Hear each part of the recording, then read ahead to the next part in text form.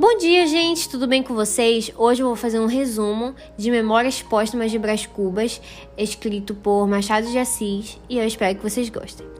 Bom, Brás Cubas era um cara excêntrico, e como uma mostra disso, começou suas memórias com a sua morte, se caracterizando como um defunto autor.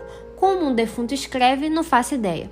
Bom, ele, como cara criativo que era, teve a brilhante ideia de criar um medicamento, como o próprio diz, sublime, mais conhecido como emplasto Brás Cubas. Sim, é óbvio que ele colocou o próprio nome, ícone narcisista.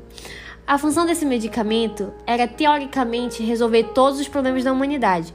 Porém, nesse meio tempo, ele acaba contraindo uma pneumonia, que consequentemente o leva para o leito, por falta de cuidados adequados.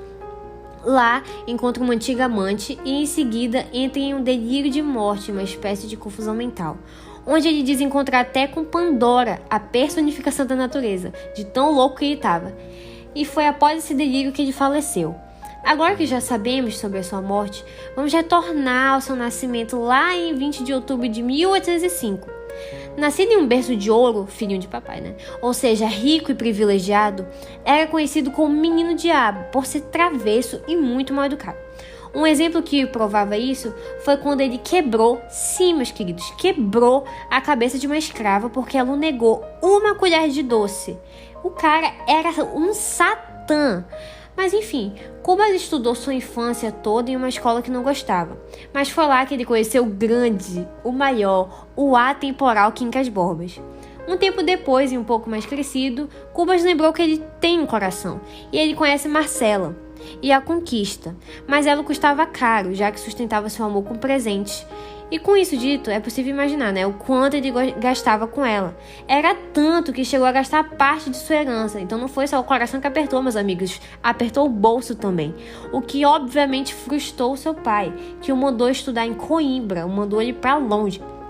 Ele vai e passa a ser bacharel em Direito. Numa pequena tour pela Europa, ele vê o romantismo nascer e começa a fazer poesia.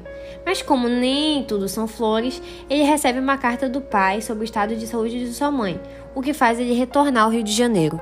Ao chegar no Brasil, infelizmente a sua mãe vem a falecer e ele entra em um estágio de luto. Com isso, seu pai tem uma ideia para amenizar a situação. Ele lhe sugere duas ideias, um casamento arranjado e uma entrada na política. Com isso, ele conhece Virgília, que seria a moça perfeita para ele casar, já que é filha do conselheiro Dutra, que o ajudaria na entrada na política. Ou seja, ele uniu o útil ao agradável. Então eles se aproximam, batem aquele papinho, passa a ter em casa, mas ela logo se apaixona por Lobo Neves e fica noiva. Ou seja, Cubas foi chutado. Seu pai, frustrado, vem a morrer, mas claro, deixa uma herança, que vira motivo de briga entre Cubas e Sabina, sua irmã, o que acaba com a relação dos dois.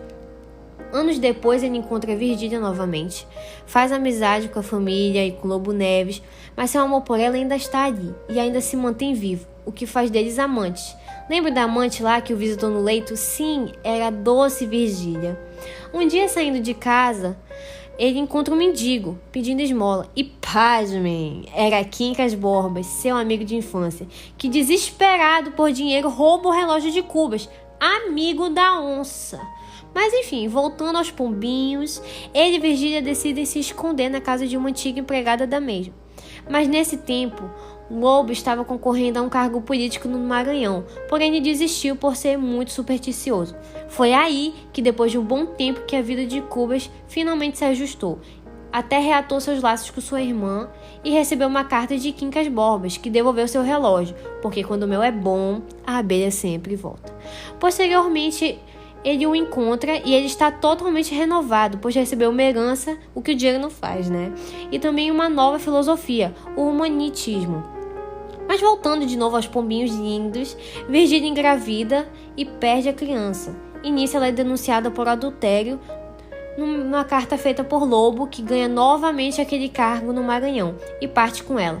Vocês devem estar se perguntando, e Cubas? Bom, lembra do Quincas renovado que falei? Pois bem, ele e Cubas voltam a ser grandes amigos como na infância.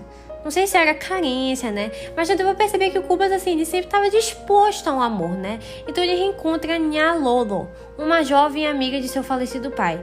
E eles começam um romance, mas ela logo vem a falecer. Vocês podem ver, a grande sorte que ele tem na vida amorosa, meu sonho. Mas enfim, Cubas consegue finalmente entrar na política, mas sai um tanto quanto revoltado e cria um jornal de oposição ao governo, que não durou mais de um semestre. Um pouco depois ele entra na Ordem Terceira, onde ele exerce por 3 anos, e nesse meio tempo só tragédias acontecem com ele. Um clássico na vida de Brás Cubas, né? Ele vê Marcela, aquela interesseira dos presentes que eu falei lá no começo, morrer. Seu amigo Quincas fica louco mentalmente e também vem a falecer. Com tudo isso, Cubas fica só, já que não teve filhos, nenhum de seus relacionamentos deram certo, seu amigo e sua família faleceram, então ele seguiu a estrada da vida sozinho. Eu chamo isso de uma pessoa muito sortuda, e vocês?